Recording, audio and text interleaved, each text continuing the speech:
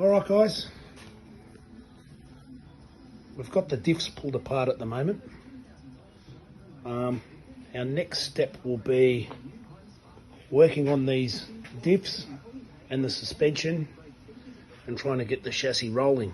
So then we're in a position to move it in and out of the garage quite easier and get rid of some of these parts. The engine's here, engine and gearbox, which you saw last week. It's all together, ready to go in. Earlier videos we cleaned the springs. They're all clean. I've resprayed everything up. As I said, we're using the old springs. It's a budget rebuild. We've got to remember that. So we're reusing everything. But they're in good condition. They're not bad. I'm happy with them. There's no broken leaves or anything like that. I've got the actual centers out here on the bench. This one I've cleaned. This is the back one. And it was cleaned. I've changed the oil seal at the front. I'll do the same here and I'll show you how I do it. It's pretty easy. I mean, there's no brain surgery in that. Check the bearings. Bearings are good. One thing I did notice is, and again, later on I'll show you, there's this backlash in this one, the back one, within spec just. It's at the limit of the spec. This one here is like brand new. And this is the front, obviously, because it's had freewheeling hubs. The front diff is a lot better. Now, I've had a look and I've searched online. They are identical in every way. I've had a look. I've made sure the ring gear's round the right way. They're the right way.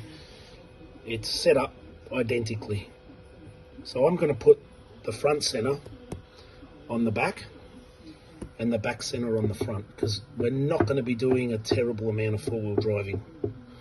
And this will be like pretty much a brand new diff. All right, so here's the diff, the front diff. As you can see, it's very greasy. Should be oil, not grease. But anyway, that's, as I said, my theory is because it had the freewheeling hubs, it always was probably off. The oil just sat there. So now look, I'm going to give it a quick clean now with some degreaser, and then I'll show you how I check the backlash on it. So I took the diff centers out of both of them. So I'm going to have to clean all this gunk out. It's almost become like grease. And look, it'll get fresh fluid, obviously, fresh oil in it. But I think because it's just sat, you know, with the hubs unlocked, it's sort of like solidified. Whereas the back one was a little bit more viscous. So I'll give it a good clean. And as I said, I'll put the front diff on the back and the back diff on the front. And if I've stuffed that up, we'll soon find out when we go move it. And we know what it is, and it's not really a big deal. And you live and learn, I suppose. All right, I've set up the dial indicator. Now this is just a cheapie from eBay. I think it cost like $20. I'm sure it's not that accurate, but it's good enough for us. So what I do is I set it on the inside, give it a few test runs first. Then, if you don't know mathematics, just slowly get this round to 0. Set it 0 roughly.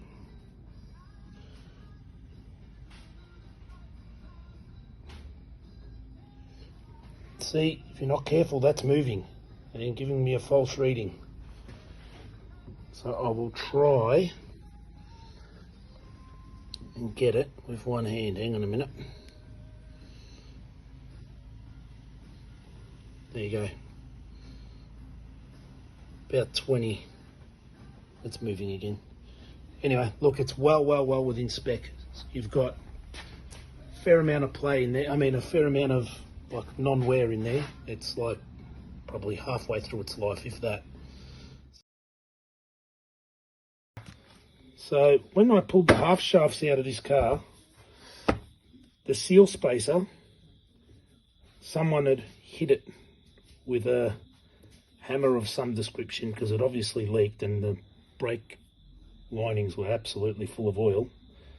So we're going to have to change them. It's a waste of time putting them back in like this because it will leak. And as you can see, the actual bearing race is in reasonable condition. Now the traditional way of doing this is to get a drill a whole heap of holes in it, then try smash it off. Now I've purchased a new spacer from a supplier here in Melbourne. They're only like $20, $30, something like that. They're not expensive. So I want to show you the way I did it. I already did the hard one, which was the half shaft, the little one at the back, because it's a lot shorter. You haven't got a lot to grip on. But I'm going to do it using a mill. We're going to cut a slot, and honestly, it was an easy way, no damage. Takes a little bit longer, but not too long. So we'll go and set this up on the mill, and I'll show you how I do it. Now I've set this up in the mill. Doesn't have to be dead center. We don't have to get ridiculous, but it does have to be firm in the vise. So this mill, I've just picked it up. It's all right for this, but we will level it one day and fix it to the ground, to the concrete properly. At the moment, she's a little bit vibrates a bit, but it's good enough for what we're doing. So what I plan to do is I'm going to take slow strokes with this end mill until we nearly get through, keeping away from the race. Then I'll show you how I smash this off and how we put the other one on.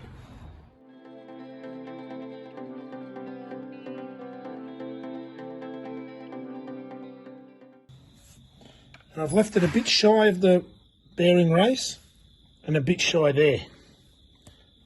So now if we come over to here, to the old vise, I always put lead in my vices, especially when I'm banging. So I put it in the vise, I hit it with a hammer.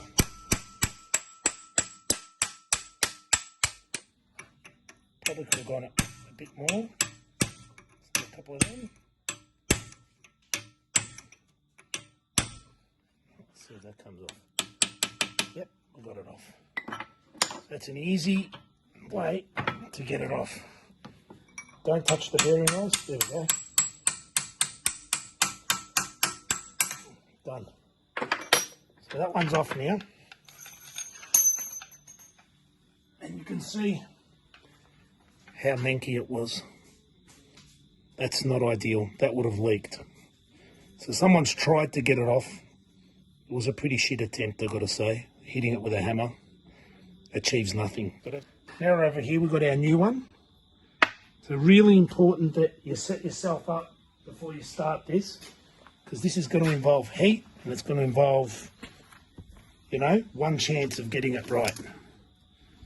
So I just roughly clean the shaft a bit and inspect it. Yep, it's perfect, it's fine. So this obviously goes like that. I won't put it on too much, but if I try put it on cold and smash it, it won't go. It will not go. And all you're going to do is damage this. You'll be in the same predicament the other guys were in. This doesn't have to be tightened to the death. As long as it stays upright for us, we're laughing. Prepare yourself with a bit of a pipe that can go over. It's just the right size to tap that down, which this one is, even though it's filthy, but that's fine. If you want to wear gloves, that's up to you. I probably won't. And what you do is heat this up nice and evenly. It doesn't have to glow red, just nice and even. Make sure you've got it pointing the right way, because you only get one chance at this. Now while that's heating up, I also dropped a couple of, just a bit of this oil just around the shaft. That helps. Some people put the shaft in the freezer. I found you didn't have to. So again, I'm not getting this blisteringly hot or red. It's just a nice even heat all the way around, and especially the bottom. Right, see how it's going like a straw colour? That's heaps hot enough. Pick it up with the vice grips or anything like that. Get ready with your bar. Drop it on.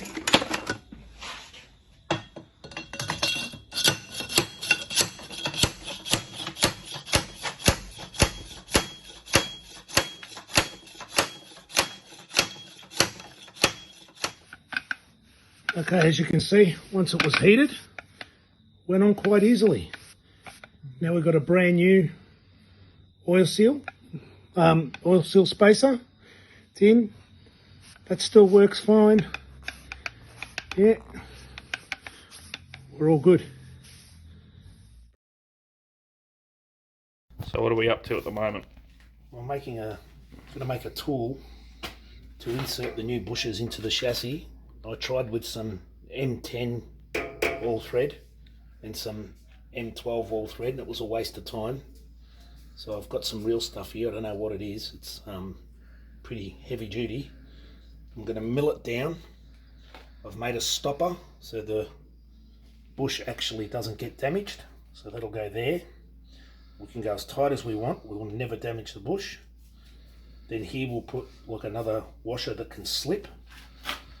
Then I've got a piece of pipe on the other end, and it could be used for removal and or inserting the new bushes. So I'm not going to say quickly because I've only got a small lathe, but I'll mill this down.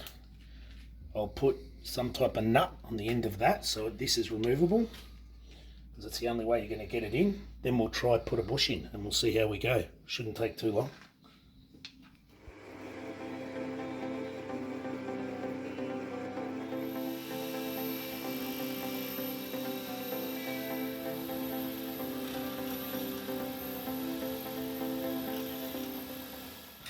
Alright, first try of the amazing bush insertion tool.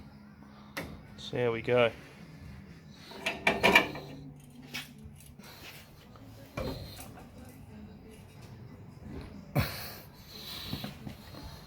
Not easy, not easy. We'll have more of a chance with Well, that didn't work. We just ended up crushing the shit out of this pipe. Oh, plan B. What a fucking shit job. It is not easy, but we are almost there. One down, 3 more to go.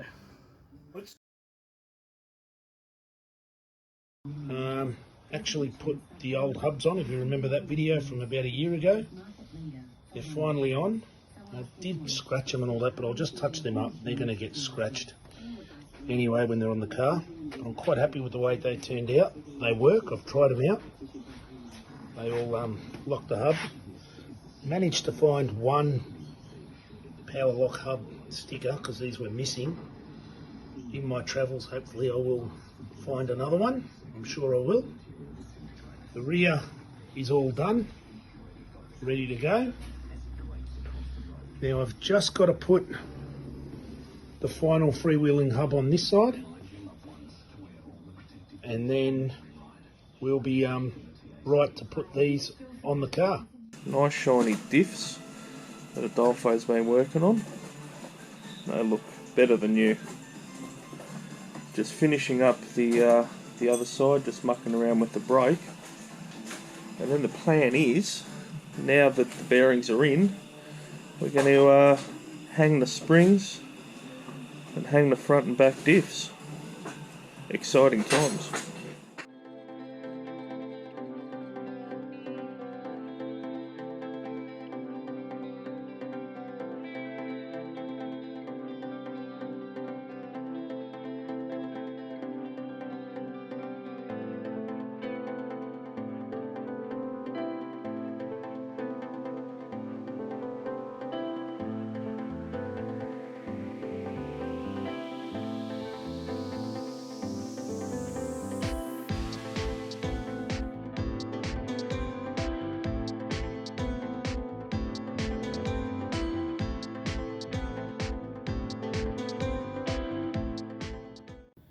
Alrighty, there we go. The old GoPro battery ran out on the time lapse, but we've got springs and we got diffs, and we even had to play with one of the shock absorbers. And now it's time for a bit of wire brushing on some rims over there, clean them up, paint them up, throw some tread on them. And at the next video, we're going to have a rolling chassis. But I think this video is going to be a long one, so we'll leave it for there. Very, very happy boys here. Catch you next time.